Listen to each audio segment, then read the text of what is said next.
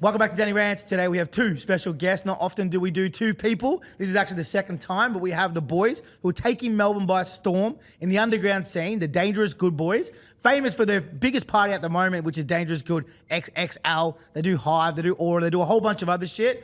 I've got them here sitting across from me in two different spots, so you'll see me flipping around like that. Boys, how are we today? Good, excited. Good.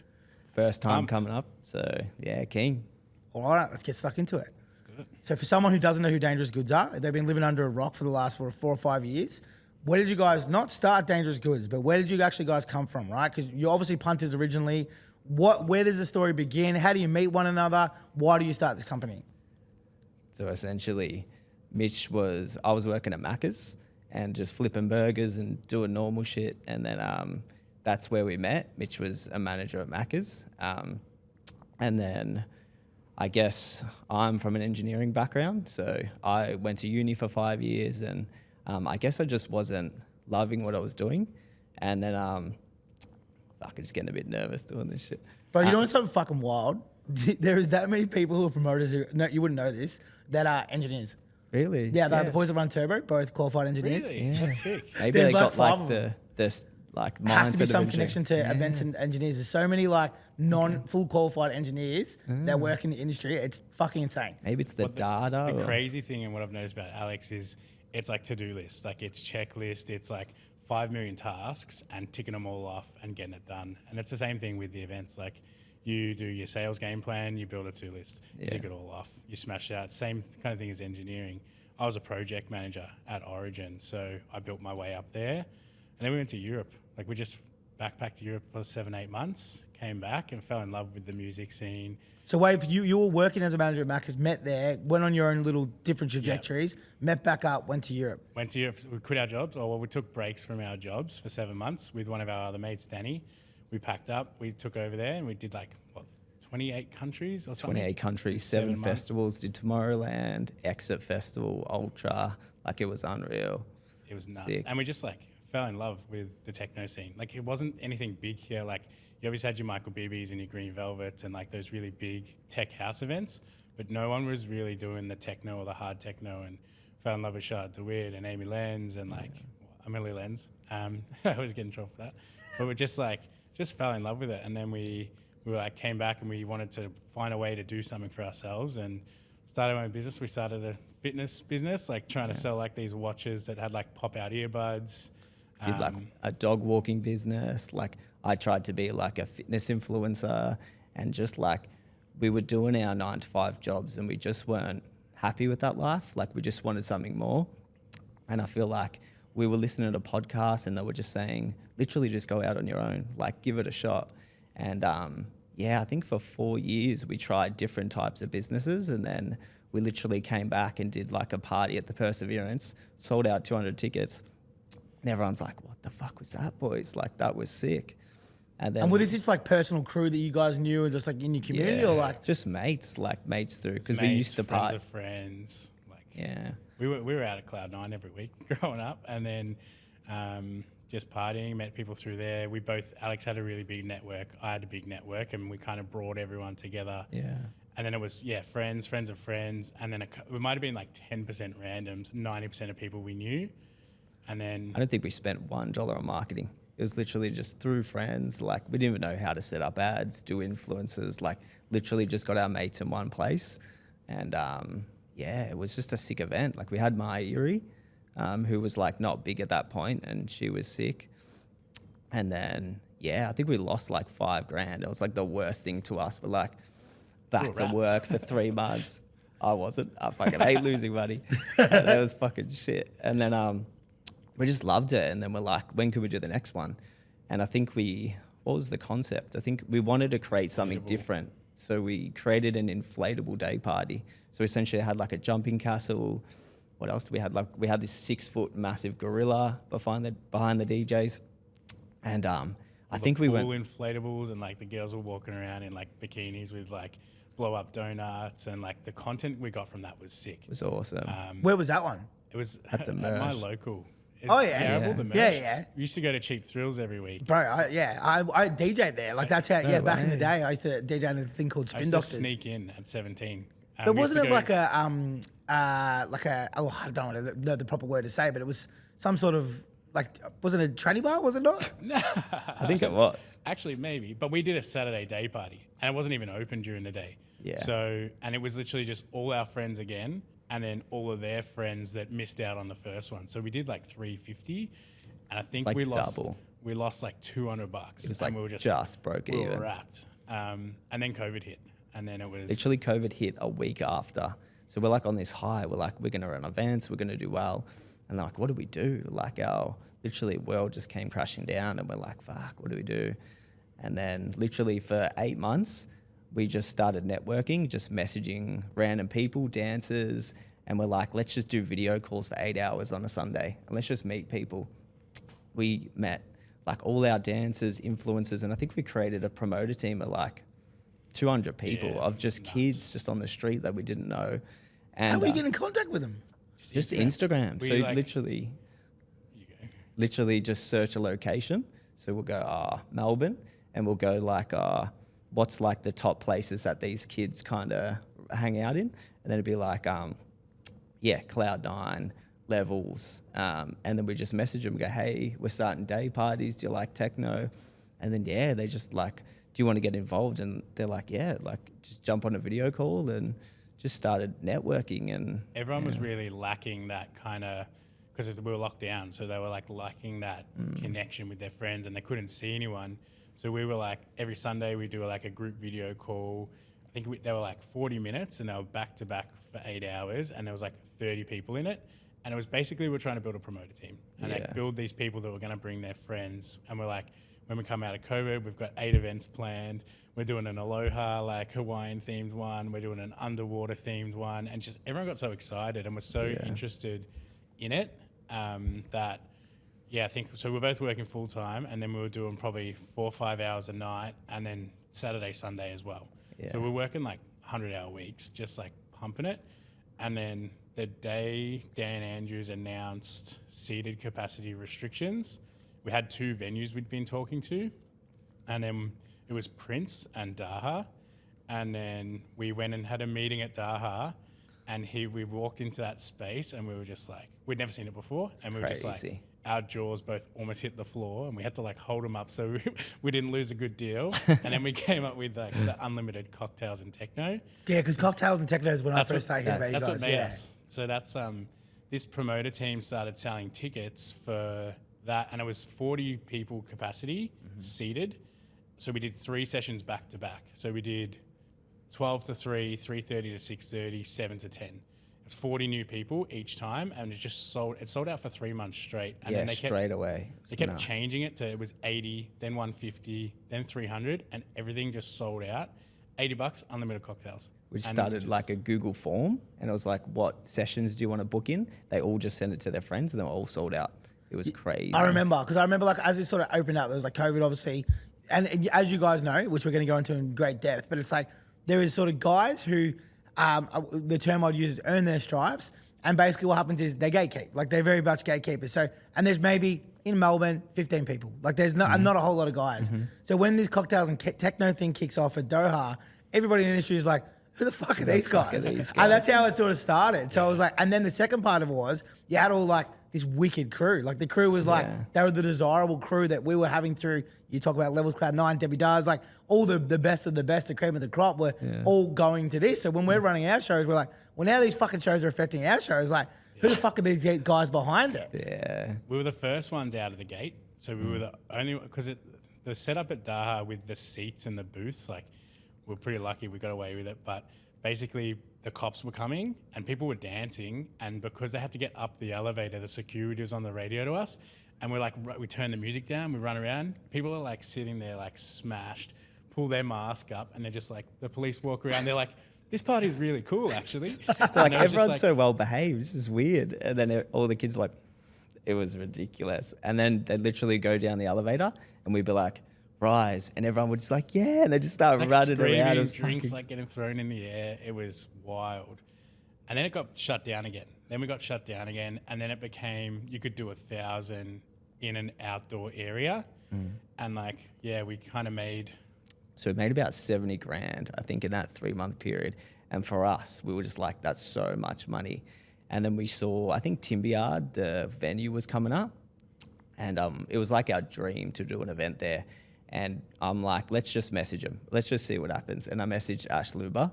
And I was like, what are the chances of us running an event here? He looked at us and he's like, boys, it's going to cost you like 40 grand. Like he threw a number out there where we're like, there's no way we can afford that. We'll pay it. We looked at the numbers and we're like, let's just put it all on black.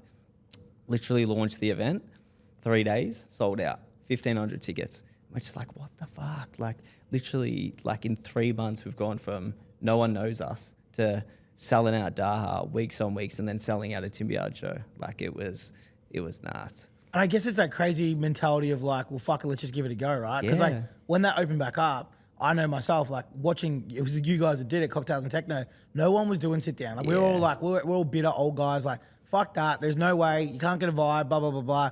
You guys smack it. They start selling out all the good crew goes. And then all of a sudden we're like, all right, how do we do this? Yeah, like, so I remember I did 14 back-to-back events at Burke Street Courtyard. Yeah, and it was like, big, because it was just working. Yeah, like, but you guys got the jump. So then it was almost like, I had to go create different ones, like R&B events. And I did one called fucking Tough Love that we had like a spacey space. And I bet you guys had kind of owned that cocktail space and were doing it the best. And everyone was emulating. So it's gone from who the fuck are these guys to everyone trying to copy it, but you got the premium product all of a sudden, right? So it was a pretty wild thing. And then the other thing you're talking about is that, I guess like that venue thing, right? We can talk about it openly now. You know, I don't want to get any venues in trouble, but there was a lot of venues that broke and did well because they didn't obey by the laws, right? Of course. We won't mention any of them. There's some very famous ones in Melbourne. Yeah. But they didn't obey the laws and it worked really well for them. But there was a lot of like that. It was a room for, I guess, pushing against the system and being more brave, more sort of, I get in a sense, obnoxious probably to the government, not playing it safe. And those people were rewarded. And you guys are one of those people that got rewarded for that. So this Timber Yard show, right? Who's playing? How's it go? Like, what are you doing? Like jumping from the Mersh to fucking Cocktails and Technos with 150 people to 1,500. What's the challenges there? I think we were pretty blessed. Like Ash really helped us out there. Like he had all the contacts, the connects. So the event management was kind of, what do you want?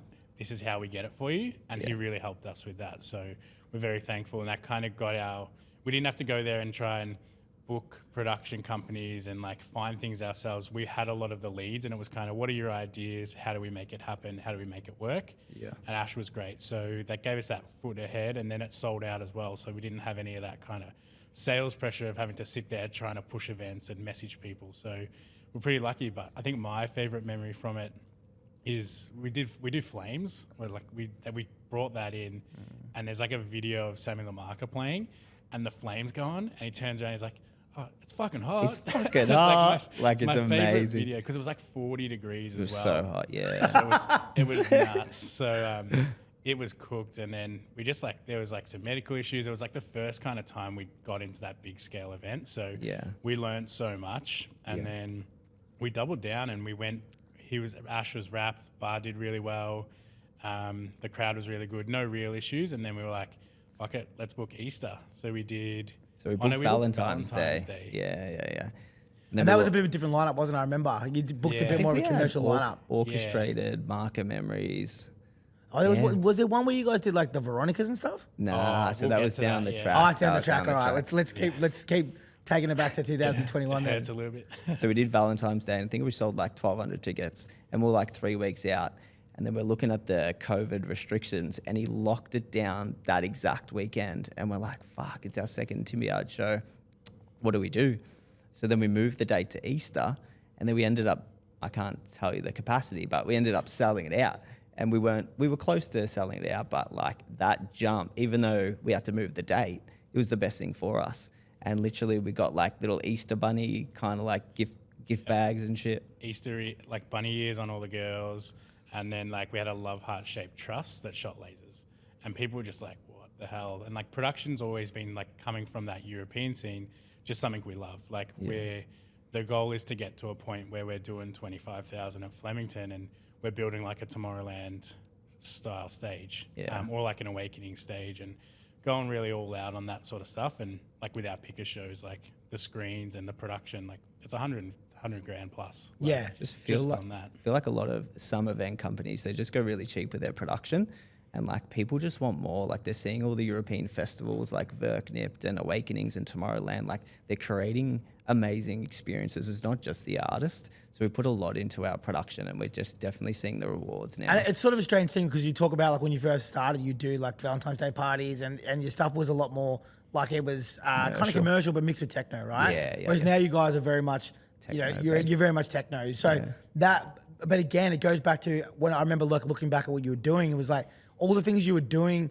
were things that us other guys were like, well, we're not doing that, but it was working. So it was almost confusing. It was disruptive is the term, right? We're like, oh, that's not going to work. It's a Valentine's Day party. And then it fucking worked. You're like, what the fuck? Yeah, so everything we knew, and maybe it was this COVID break or whatever, but everything we knew was like not making sense. You know, and like, and you guys how continued. they doing it. Yeah, how they doing it. And that was the big thing. And I guess, you know, like, why do you think and how the fuck were you doing it? Like, that's probably the biggest part. I think we had a huge team behind us. Like we were literally, because we're having these conversations with all the promoters and influencers and all that, we had like a team of 1,000 people pushing the event. So I think that was important.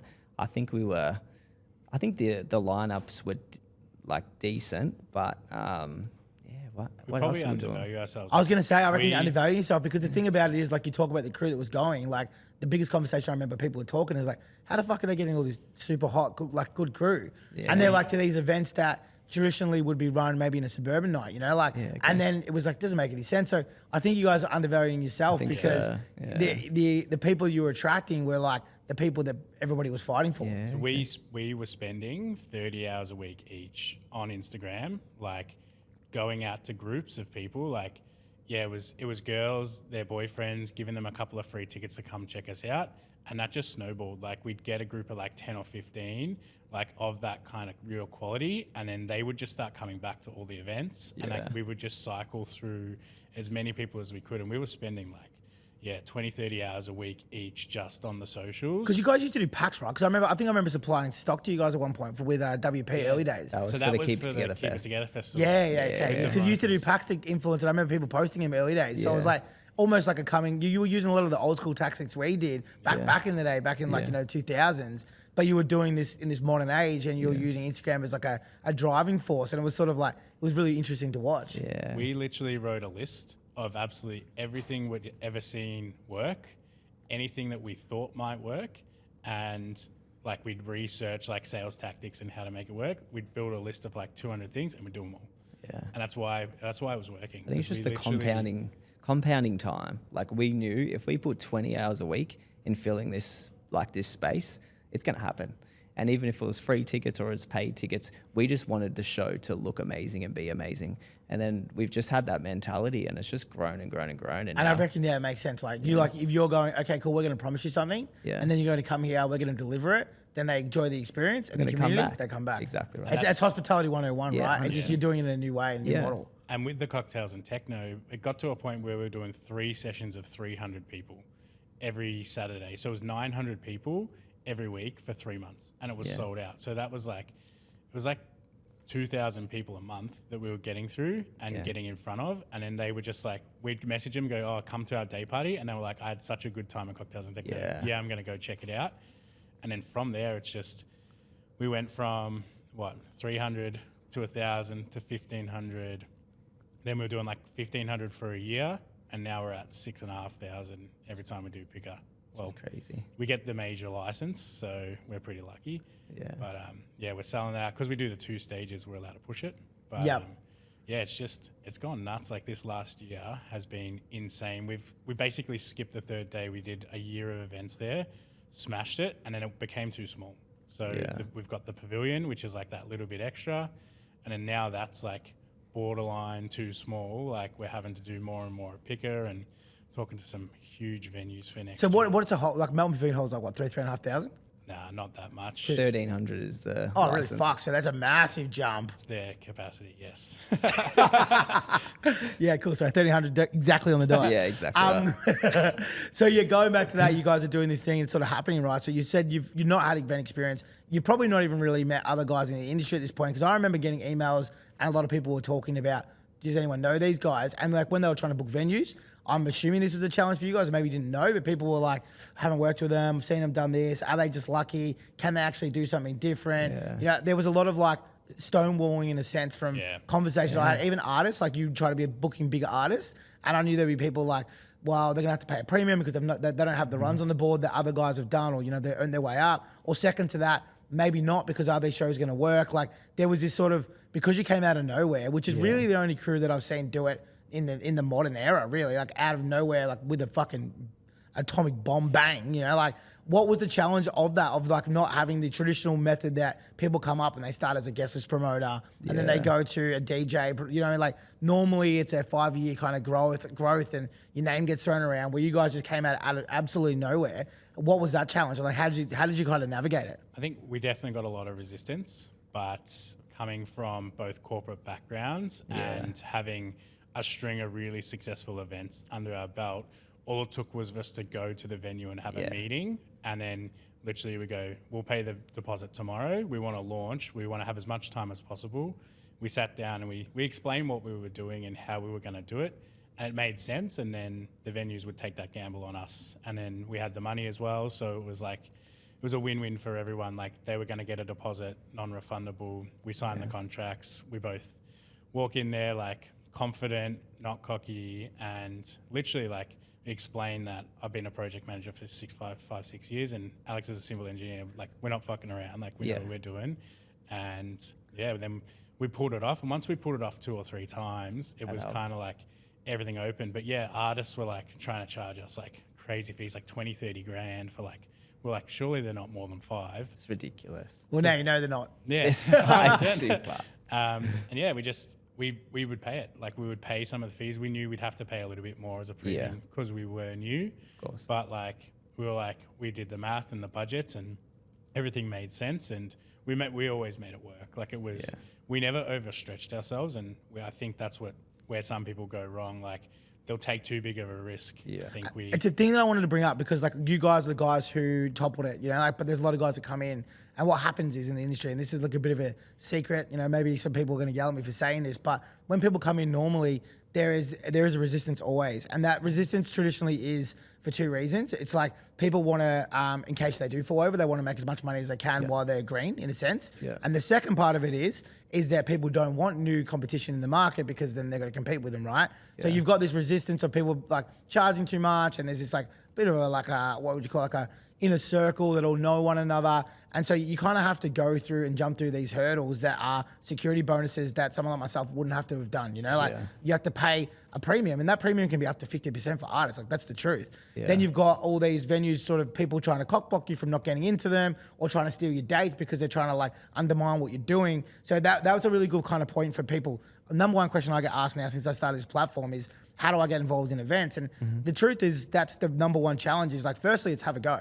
And then second is fucking stick to your guns and be like, know what you want to do, where you want to go, and jump the hurdles, right? And you guys have done that, and now all those hurdles have come down, and no doubt you're getting fee reductions and people throwing themselves at you for cheap, and you're getting It's like fucking the dates life given now. to you from venues saying how many can you lock in. But it's like, it's that first initial part. But even when I started, it was the same too. Like I started the venue, it was hard. I had to use another promoter to get me in and connected. Then I would end up having to do security bonuses. But now it's like, I do none of that. Like I walk in, say I want to do this, even if I flop it, it's like, sorry boys. And that's the community, but you sort of got to earn your stripes. It's very old school like that. Even in a new school world, it's still an old school. It's an old school place. So going back then, no doubt you've had fails too, right? You can't win all the time. You guys have had a fucking great run, and we're going to go back into some of those amazing wins and jumps. Like those massive jumps that you guys have had are insane and wild, and I want to get into like how that you've even done that. But you've no doubt had some massive fails in your time. Can you run us through some of them? So Keep It Together festival. So it was, we saw the government was giving out grants to like events that like, what were the grants about? It was basically like to re-inject the money back into the economy. So it was those weekly, it was like $2,700 per ABN to re-inject and invest into the music scene. So we had 2 ABNs. We had our Dangerous Goods one, and we had a separate one that we had built for running another event to take a big risk, and in case it went balls up, we had a backup. So we were looking for a co-working space, and we went to a place called, what was the place called? It was in Maribyrnong, and we saw Torrent Foot was actually in that working space, and we're like, oh, we like this space.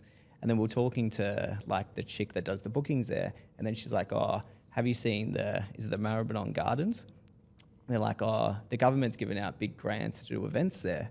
And we're like, oh, we'd love to do an event there. They're like, oh, it has to be like giving back to the community. And my family and a lot of our friends come from mental health issues. So we wanted to create a festival called Keep It Together Festival, which is like keeping it together mentally through COVID, because that was a tough time for all of us.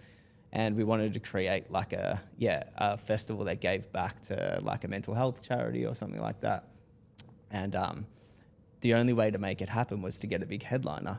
So we're like made a big list of Australia, because no internationals could come into Australia. So we're like, what Australian acts can we look at? And then the number one on our list was the Veronicas. So we sent an email to the management and we're like, oh, I think it was like, close to $100,000. And I'm not sure how much they are at the moment. And we sent an offer and we're like, oh, we didn't know what a binding offer was. And me and Mitch are just in our apartment, just chilling. And we just see this email go, Veronica's confirmed. And I'm like, oh, Mitch, Veronica's is like a good option now. And we're like to the management, we'll come back to you if we're going to go ahead. And then the management's like, it's an official binding offer, yeah? And we're like, holy shit. Like, so for those that don't know what a binding offer is, can you tell us? So literally you're bound to the offer. So we can't get out of it essentially. So we're locked in. And I remember the feeling like my body was rushing. I'm like, $100,000, where are we going to get this money? And then... It's a big lesson. I think we thought we were a little bit invincible and we could delve into these other genres and pull it off. And we were confident in the event management and the organization and all of that, but it was a new market we didn't have, and then everything kind of stacked up against us for that. So this is kind of where our first big lesson and fail came from. So we were working with the Paradigm guys. We did a lot of their show got cancelled, so we did all the seated capacity stuff because we were the best at it. We were doing 1,000 at inflation, all seated with Psytrance, and people were having the best time. Fuck, man, I can't even imagine that. Psytrance and food. You couldn't even get into the main room there. It was that busy. And then the cops came and like I had to turn Blast off. Blastos was playing. I turned the music off on him. Like he's like one of the biggest artists in the world. And I turned it off because everyone was just like, no one was following the rules. And I'm like, sit the fuck down. Like they'll close the show. People like sitting on stairs, like on the edge of the bar. Cops come in, they're like, oh yeah, not bad, see ya. And they left. It was ridiculous. And then turn it back on and had the best time. And we built a really good relationship with That would have been a vaccine-free zone, 100%. Yep, 100%. everyone had their ChatGPT certificates. And then we built a really good relationship with Lev and Elliot, and they just purchased Picker. So we were actually Picker's first music event. Yeah. So the difference there was they had absolutely nothing on the venue. So we had to sub-hire everything in. And they were kind of like, we've got all the connections, we can help you, and we can help you organise it all. You should do your Keep It Together festival here. So we took the risk and we did it. And then we just didn't understand how expensive that was going to be doing a complete greenfield site. Yeah. And we overstepped on that. Definitely overstepped. And like we lost like 300 grand.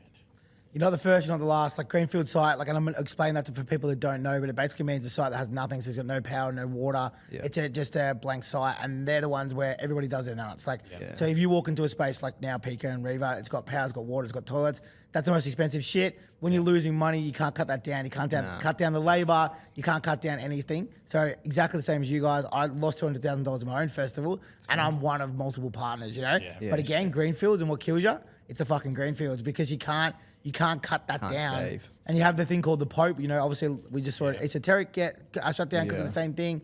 You have to have a certain amount of toilets. You have to have a certain amount of exits and fencing. You have to have a certain amount of these things. It's unavoidable and you can't cut it down. So that's how you get stuck. Whereas if you're in a venue like PK, you're able to like, not cut corners, but you're able to cut budget down, you know, like, 100%. So you can turn an event from 100K maybe down to 60 in a greenfield site and normally blows out to 150. It's the other way around. Yeah. And Fucking nightmare, man. It was fucked. And then we we were doing everything we can to push it, and then COVID started again. People started getting sick. Everyone was like, it's going to shut down. So our sales just stopped. We also didn't know the Veronicas were doing their own tour. So usually now we know if we lock in an artist, we make sure exclusive to Melbourne. They had a tour like 2 months later. So they're pushing their show and then they're not posting about ours. So we're losing sales, COVID's hitting. And yeah, it was because when you do those deals, originally, like normally, as you guys know now, you normally have like a 6 month window, or not 3 month or 6 week window where they can't perform. Yeah. And then there's a promotion period where they have to be a part of it. Yeah. They've got to share. You're allowed to have access to stuff. And then, but if you don't ask for this and you don't know, it goes back to that thing I was saying before, where people try and shark you. If you don't know, they'll be like, they won't tell you. Just take advantage of it. Yeah. It's our own fault. We didn't have it in the contract. We didn't have the experience, and now now everything is dot pointed. It is we get this many posts. We get this within this period of time. Like they have to post within 7 days after the event. Like our contracts are so much better now, and we're so much more on top of it because we've been burnt so much and because we lost so much. So we'd worked for 2 years, built our kitty up, and then we lost it all and more. Lost way more. I had to go back to work. I had to go back to engineering because we had no sponsors. We had no funding. I think you went back to work as well. And just like, it was the one thing that hurt the most because we were finally doing something we loved. And then we had to go back to the thing that we never wanted to go back to. And it took 1.5 years to even get close to paying that debt off. And it was something we'll never forget, that's for sure. Now we're pretty risk adverse, so we've got 3 plans. So we'll book a big show, and if something happens, it doesn't sell or something isn't working, we've got a backup venue, and we move that booking to a different spot, or we potentially book a headliner somewhere else and cut our budget, and we have that risk plan now. But we're pretty lucky. Like these last 2 years, like we've been able to pull almost everything off. We have our little losses here and there, like. We did Sydney for the first time and the budget just blew out and we lost a little bit there, but Melbourne had covered it. So we're so much smarter, and just that we will do whatever we can to make sure we don't lose like that ever again. Bro, I know guys that have been doing this for 20 years that don't have those sort of risk plans. So like, hats off to you guys, because most people just like got the cat and they're swinging around their head. You know, like there's a lot of people, as you guys know, they're crazy. Like a lot of promoters are fucking insane. Like that's it's nuts. And you're looking at losing $300,000. The kind of person who wants to do that has to be risk adverse. They've got to be a bit mental. They've got to be passionate. And it's just like it's the people. Anyone who's sensible doesn't do it. But that risk plan thing is great. And the other thing too is trial by fire, right? Like no one teaches you in this industry. Yeah. There's no guidebook. There's no like sort of blueprint where someone's like, hey, I have this. Like it's the opposite. Everyone does, like they have their own internal blueprints. But every single promoter, doesn't matter where they started, every single festival owner, they all learn by failure. Sure. It's one industry that you learn by fucking up massively, and you don't do it again. I wish it wasn't that much of a failure, but we got through it. And I think every event, even when we take a win, we always learn from it. So it's just about taking those learnings and make sure you don't make that mistake again. That's what it's about. So you guys are facing this $300,000 loss. You're paying it off over 1.5 years, as you said. You're back at work. It looks as though this dream, it's gone away just as quick as it started, right? How do you firstly deal with it mentally? Like that's one part of it. And then the second part of it is how do you get back to a point to build up their, I guess, confidence / funds to go again? And what was that? I think Alex has this, it's like a superpower of Alex's, is just his belief in himself and us is beyond anything I've ever seen before. So we took that, and it was probably 3 weeks before the festival, we both sat down and said, these are the numbers, this is what we're looking at. And I was just like, do we move it? Do we change it? And Alex said, let's go for it. Let's take the loss and let's make everyone have the best fucking time ever, and it's gonna pay itself back off. And that just like sparked like that reignition in me. And we just both put everything into it, and the passion and just the belief, like he really brings that to the table. And I've got it all the time now as well from being around him, and it just really brings the best out of both of us. And it was always this belief of it's going to pay off and it's going to get there. And it's a long game. It's not something you can just do. There's going to be losses, and how do we learn from this? What do we put steps in place to make sure we make it back as quickly as possible without taking big risks? So we started going back to 1,000, 1,200 capacity events, absolutely smashing them, because that's what we were good at. I think we did our first international Space 92, and I think we messaged the agent. We're like, oh, can we book you for Australia? We didn't know how tax works or visas worked, and we sold it out at 1,000 capacity, and I think we made 10 grand. So we had 290 to go, and just chipping away and just believing in ourselves was the best thing for us. And yeah, I think we saw with Keep It Together Festival that there's a lot of ticket revenue that comes in. So if you get it right, there is a lot of profit to be made. So yeah, we just chipping away like 10 grand at a time over years and years and years. And then finally, we're getting close to paying it off. But yeah, just that belief system. Phase 2, Dangerous Goods come back a little bit different, right? You guys come back, you start doing international artists, you start doing like more ravey sort of stuff, Yeah. really focusing on techno. You're starting to come into a niche, right? Which is where you've blown up now. Yeah. And you're one of the biggest promoters when it comes to that niche. Like you're doing the same numbers as Teletech, right? Like that's the honest truth. So it's like you go there and it turns into phase 2. Yeah. Phase 2 is the next part of the journey. Obviously, you take a lot from what you learned from the original thing, the mistakes there, the branding, how you're bringing people apart, the community, and you focus it into this next part of the journey. Run me through DG fucking phase 2. I'll probably kick off here. So it was like the hardest period of my personal life. So my mum was sick with cancer. She then passed away. Oh, dude, I'm so sorry to hear that. It's all right. And then I became guardian of my brother and sister. So they were both also really struggling. My brother's 14 now, my sister's 21, but that whole family life and concept was just, I basically had to take a step back and go, I can't give everything to the business, and I had to quit my job as well to care for mum and then them. And Alex really took that on himself and grew that phase 2 of the business. Like I was still doing as much as I could in that period, but it was just every decision he was making or we were making was right. We weren't over pushing ourselves. It was doing that 1,000. We were also running a club night, doing some cocktails and techno here and there. Everything started working again. It just started chipping away. That financial stress and family stress was just, it broke me for that year. So for like a full 8-month period, I was kind of like bit of the brains and the help of the events and some of the creative ideas, but all of the behind the scenes was Alex. So I appreciate that. I think he's been an amazing support through my whole life, and to see you go through all that hardship and become probably the strongest person I know. It was a hard part of our lives, but that's why it means so much to us, because we've been through a lot. I went through that period as well with Mitch, and I had like one of the worst panic attacks. I didn't even know what anxiety and panic attacks were. And I remember sitting on the couch with Steph, who's my girlfriend now, and I'm shaking and I'm sweating and I'm like, what is this? Like, I don't know what's happening. And I go into the shower and I'm like, oh, I'm fine. Like, let's just have a shower. I'll be fine. I put on the hot water, boiling hot water, can't feel a thing. Put on the freezing cold water, can't feel a thing. And just the stress of losing all that money, going through all that hardship, people don't understand the 14-hour days that we put in to try make this thing alive, and just it was a lot for us, but we pushed through, and we saw that techno was coming up. I think it wasn't as commercial as it was now, and we're very business minded. So if something works and we make money from it, how do we make it 10 times the next one?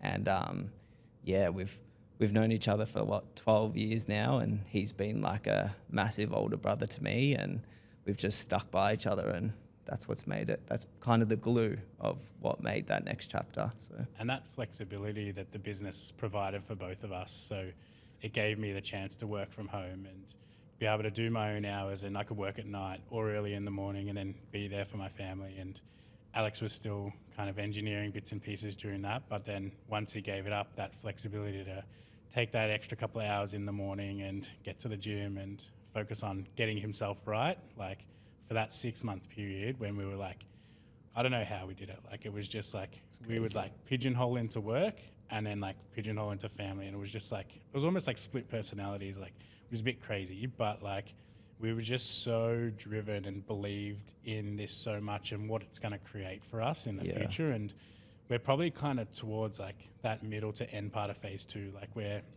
we're starting to really, like, I'm on top of my family stuff and in a good rhythm and it's like really good structure with work and routine. And Alex is a lot better now and he's kind of in a really good place mentally, and we're both like absolutely firing, and that's why the business is growing so much. Like we were giving so much, and we were still growing when we had all this other stuff. Now that we're in control of the rest of the stuff in our life, like our business is just like absolutely booming because we're giving it like that full uninterrupted 40 to 60 hours a week behind the scenes. We actually just hired our first full-time employee last week as well, because we're just like, our to-do list is like 500 things long every week, I'm sure you know. And then she's just come on board, and she's awesome, Lauren, and she's just kind of giving us some of our time back so we can focus on getting these events from 6.5 to 10 to 15 next year. And yeah, it's just insane. Like, it's so important to focus on your personal and family life, and once you get that right, the business has just evolved. Bro, I just love it because like you talk about events and stuff, and I talk about it now, right? So I have a company, you guys obviously know, Giant Liquor Company, biggest company I've ever owned. Value of it's fucking awesome, blah, blah, blah. Now I'm bragging. But when I worked in nightclubs, I ran weekly nights. I was doing, I was probably doing a couple hundred events a year. And my mates would say, oh, you don't have a job, because sometimes I had fucking Thursday and Friday off. I'm doing this now. This company's way bigger. We're working with like Coles and whatnot. Man, it's 100% chiller than when I was running events. Events is fucked. And like, you talk about anxiety, you talk about stress, you talk about wins and losses. It's like 1 week you're thinking about going to the Maldives and you're going to buy a house. And then literally a week later you're going, how the fuck am I going to eat this week? And you've got to then find money to invest to do it again. The sickening feeling that only an event promoter knows when you start an event that you don't think is going to do well, or the tickets don't do what you expected. It creates the anxiety that you've got, and I myself suffer from panic attacks, and a lot of other guys do too. And it's awesome that you kind of brought that up, because it kind of comes with the parcel, but we're passionate people, we continue on. Of course, and just pushing through those times. I think like strong mental mentality you got to have, right? And I love it. Like I'm the happiest I've ever been because I've pushed through those times, and I think now I'm aware of kind of mental health, and now I can kind of sit with someone that's gone through it and gone, how do I help you? And I think one of our dreams is to potentially use all the money that we hopefully make and potentially buy a dangerous goods gym or a wellness center where we can like do public speaking and give back. And it's like, we took that risk. We gave up the 9 to 5, and now we put in all that work, and now like, it's just our life's, who knows where it's going to end. This is just phase 2. Imagine phase 10. Yeah, true. Like, so with the push, like we talked about the pushback before, where you guys kind of continue to do. So I remember again when you went from doing Third Day to Pika, and again the conversation is that's not possible. Like you can't just jump 5,000 people, but you did again. And so it's like, is that pushback that you've had, or like I guess the idea when people like look at you guys and say maybe some of these ideas are delusional, does that motivate you more, or does it get to you sometimes? I honestly I don't even look at it. Like, I know we're doing the right thing. I know where we look at something and we go, this is going to work, or this isn't going to work, and we change it. And we go, we do the biggest production, we do the cheapest tickets, because we understand this cost of living is fucked. So we start our tickets at like 60, 70 bucks. We give as many people access to it as possible. And if you're going to wait till the last week, you pay 150. Like, that's on you. Like, you trust us, you give us that money early, you get rewarded by paying the cheapest price. So it's as simple as that. And it's like, the more people that do that and buy early, the bigger the events we can run. Like, if we sell 5,000 tickets at 60 bucks, we'll go to the showgrounds and we'll run the showgrounds and we'll book bigger artists. But until the buying pattern is just strange. So sometimes you'll sell 2,000 early access, and then sometimes you'll sell 50, and then you'll finish on 6,500. But no, the people... That's why you get anxiety. But no, we don't really listen to that. We know our product's good. We book the artists based on what our people want, and we do a lot of research. Like, we delve into, like, every time we have like things on our ticket forms that says, who do you want to see? We have huge promoter teams, influencer teams that we're asking all the time on what do they want to see at the events? How do we make it better? Who do they want to see? What venues do they want to go at? And we give them that. And then once you give them that consistently, they trust you. And that's why we've grown so quickly. I think the other thing in our marketing budget, we spent $1 million on Facebook ads last year. That does not surprise me. And we just drown everyone out. And we're happy to cut into our profits. Like, we actually don't take a salary. Everything we've earned through the business is reinvested into the next shows. Like, we've got like deposits on venues, artists for like the rest of the year. Like, even Aura, we had 10 artists locked in before we lost our venue. So we are doing 2 separate shows with that, and we're moving that around. But like all the money from these shows over the last 12 months is just reinvested. Like we don't have fancy cars. Like I've had the same car for 6-7 years. I'm in a Holden Commodore and it's banged up. The whole bonnet's cooked. Yeah, we're just like, we're humble. Like it obviously pays for our groceries and bits and pieces here and there, but like we haven't taken any money out of the business to take a salary essentially. So we're Still growing. yeah, still growing. Like we got a lot to grow, and like the events, they don't sell out instantly. So when we get to that point and we're doing those 10, 15, 20,000, like then maybe we'll get a car or something. But like we don't need anything. Like we just love pushing it. along. Like, Yeah, I think that's the answer I'm saying. Like, I couldn't give a fuck, dude. Like, I'm driving around a Hilux. Everyone's like, why are you driving around in that? I'm like, I don't care about cars. Yeah, and like, Yeah, what I care it's about a is lot. going to Europe or having a good time with my 100%, mates in Japan or 100%. going to a mad event and watching a sick artist. Like, not everyone's motivated by material things. I want to build a legacy like what you guys are doing, right? So the other one is like when you guys are coming along, you're doing these artists, and like in Australia again, it's a small market. There's people that own, like you talk about Untitled, there's Mushroom. These guys, they sort of snap up the top part, right? Like they snap up their kind of bigger artists, and they can be really, really difficult to grab. You guys do a really great job of getting people before they blow up, and then they kind of come here and they blow up. Like Holy Priest, for example, is one you had recently, who's now fucking killing it. You continue to keep doing that. How the fuck are you doing that? I think just research, market research. I think there's I won't tell you what apps, but there's certain apps that show you what artists are blowing up. Look at that Instagram profiles, Spotify profiles, and just getting in early. Just starting that conversation early with the agents. But yeah, we spent hours and hours researching, and I think asking, like you said, asking our people, every ticket has a question saying, what's your favorite artist? We ask on our Instagram story, who's your favorite artist, like once a month. So it's literally giving the people what they want. We're not honing into one genre of music.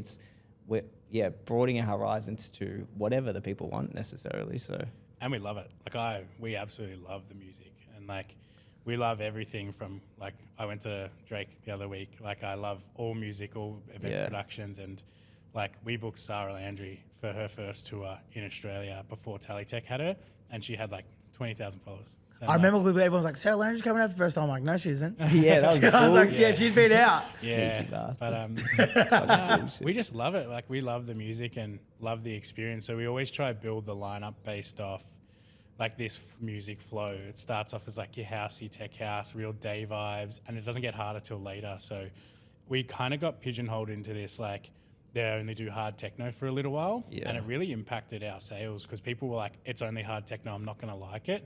Then hard techno became the biggest thing ever, and everyone wanted to come, but they'd get there and it'd be like this slow build up. It's not like I'm just going to eat a couple of pingers and be cooked for 12 hours. It's I'm going to drink all day and then I'll get smashed at night and like enjoy the rest of the night when it gets hard. But yeah, this music flow and transition has always been really important to us, and that's what we build it off. And then because we love it and we're watching it and we're so close with all the DJs, like they're sending us the suggestions on who they think's going to blow up, and we pick and choose like based off the apps and the research on who we think is going to get there, and we book them 8, 9, 10 months in advance. Just taking that risk, literally going, all right, I think this person's going to make it. Let's throw the money at it and see what happens. And Holy Priest was, we got him for a very cheap price. So I was at Boots House in Germany, which is like one of the most reputable clubs. And crazily enough, I was with the booker, and he'd mentioned 2 people that you guys had just recently had that he was looking to book. Like you guys had already done a fucking 6,000 person show with these artists that a club like Boots House was now considering. And I was like, what the fuck? Like, what's the chances that these 2 artists are like connected to these 2 guys that are doing 6,500, 7,000 people to these shows in this community? Yeah. Going back and looking at all these things you've done, right? Like, no doubt there's some crazy fucking yarns that need to be told about the event space. We talked about the failures. We haven't got into the successes or the moments you've sort of sat there and pinched yourself. Can you share some with me? I don't think we've had that time yet, honestly. Like, we keep saying to ourselves, like, we need to go away and just reflect on what we've achieved. And I think Mitch tries to grab me at events for like 2 minutes just to go on main stage and just look at all the people, and they literally like bring a tear to my eyes because it's just like, how did we create this? Like, from sitting on a laptop in my lounge room, just doing a to-do list to this is like probably one of the best feelings in the world. The pinch me moments, the artist dinners, like taking the artists out for dinner after the event or before the event, like our Our June one last year, everyone was kind of friends with everyone, so we did like a big dinner with all the artists, and we got to take like some of our DJs and our managers that really helped us. And those are those moments that are just like you sit down and you're like, holy shit, that was a sick event. So there's them, and then Europe. Like we actually ran we copied like a Kentucky package and did our own package 2 years ago. We took 115 people for an 8-day package in Croatia. I was just like, that was in the middle of all my family stuff as well. So I stood up on that stage and I was just blown away. Like I love to travel, and Europe's my favorite place. So we actually got 6 shows locked in Europe this year. We're about to announce, which is nuts. Like we're doing a bunch of brand collabs. They're bringing us over. Our artists are playing on them.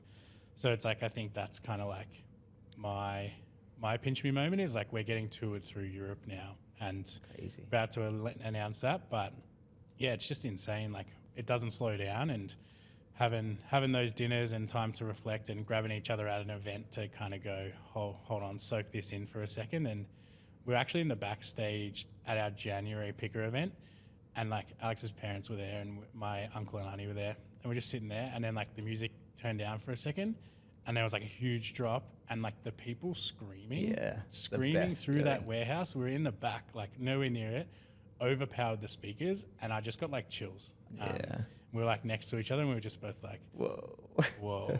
And like just walking around, seeing people have the best time ever and having that escape from whatever's going on in their life at that time. That's why we do it. Like we love giving that safe space and that chance to have a breather from life and really get out there and make friends and be social. And they bring something else, music events. They just kind of, it's good for the soul. It's a full circle. Like the answer of why you would lose $300,000, earn it back again and do it is that. Yeah, like, and that's the same thing as me. I've lost hundreds of thousands, tens of thousands, whatever. I fucking would do it again every single day of the week because, like, I'm getting goosebumps again. But like when you're watching those fucking audiences, dude, and you're watching someone in the front row having the best time, singing along to a song, it's like you just can't understand what it feels like, and you suck up that vibe from those people, and it's like crack. It's like natural crack. I'm a full-blown crack addict. Natural crack addict. 100%. That's why we do it. Yeah, the Europe thing was a full swing because that was actually my next question. So the other one is, can you touch on, I know you had a run-in with Boiler Room, one of the most famous brands in the world. Can you touch on that story? So we were sitting in our lounge room going, fuck, what do we call this next event? Like we wanted to create, so our idea was to create rave, which was like hard techno, and then create more of like that dancey, trancey, fun stuff, like that kind of was a bit more mainstream. And we like sat down and we were like, what can we call it? And like everyone had been asking for like boiler room setups and dance platforms and this or that. And we're like looking at it, we're like, oh, why don't we go boiler, but like go really big? And we're like, boiler huge, boiler this, boiler that. I'm like, boiler XXL. And we're like, looked at each other and we're like, fuck it, let's do it. We did the PAV, sold out. Did the PAV again, it sold out. And then we reached out to Picker and we were like, hey, we want to do our boiler XXL here. And then like the next day, they were like, oh, actually, we need to kind of confirm we've got a contract with Boiler Room if they're okay with that. And like, oh, what do you mean? It's not a copy of what they're doing. And then they basically asked them if it was okay. And we got a letter saying, you need to change your name, otherwise you'll get legal action.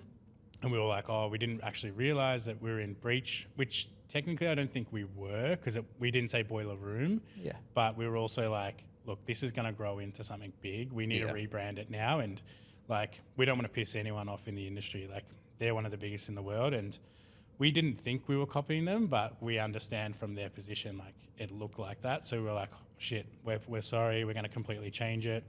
Within 2 days, it was rebranded to Dangerous Goods XXL. Yeah. And then, they were kind of like, yeah, all good. Like, no stress. Like, you're doing your own thing now. And then we did Picker and fucking sold out. So crazy. We were wrapped. And we saw heaps of other clubs were calling their nights Boiler. Dude, so everyone was does. doing it. That's the concept, right? If you put a DJ in the middle, it's called a Boiler. Did they create it? I actually don't know. Like, I guess that's someone will no doubt say in the comments, but I totally understand how you did that. I think that their response was, then we're not the first people to do a dance platform and have people around the DJ, and we never will be. So we didn't like do that, but like you literally can't say Boiler or boiler room in any of your content, which makes sense. So, that brand has just been built on the vibe and the experience and the crazy production. Like our production was 100 grand for the last one. It was like 35 meters of hanging screen above the DJ. So it's just gone nuts. Like the next one is like, I'm waiting for my drawing back now, but it's like one of the coolest things I've ever seen. How good's that bit too when you get to design your own lighting? Yeah. Oh, once we got the money in the bank, because we're at 4,000 tickets. So we're like, all right, how do we spend this to make like the craziest thing ever? And Mitch is coming up with a concept which we can't say yet, but it's nuts. It's crazy. So it's like portals and rings and like kind of like this big take on the European scene, but like mixing a few different concepts together. And then I'm trying to shoot flames off the roof as well. So if they let me, but I think we split up perfectly like that. Like I take a bit more of the creative and event management, and Alex does like the marketing and the sales. So we've really delegated like that, and I really love this stuff. And it's a bitch though. Like, Bro, it's like the lighting. I feel like the last year in Melbourne, it's just gone fucking nuts. It's like you guys, like everybody coming in is just competing, and it's just getting more and more insane. Like I feel like I'm going out more because I'm like, what is this going to look like? What is it like, actually going to it's look actually like? no shit. It's why I go like with Pika. I'll be like, oh, this event's on, it's sold out. I'm just gonna go check out the lighting. Yeah. And then like obviously I know the guys that are doing it, like FOHP and other guys. Shout out to them. But I'm just like, it's fucking like, when does it stop, man? Like it's so insane at the moment. And fucking cool. Yeah, it's nuts. So to wrap it up, we've actually been doing this for an hour, guys. So you thought we weren't going to get there, but here we are. Shit. That's crazy. Wrap it up. What is next for Dangerous Goods? What's phase 3 look like?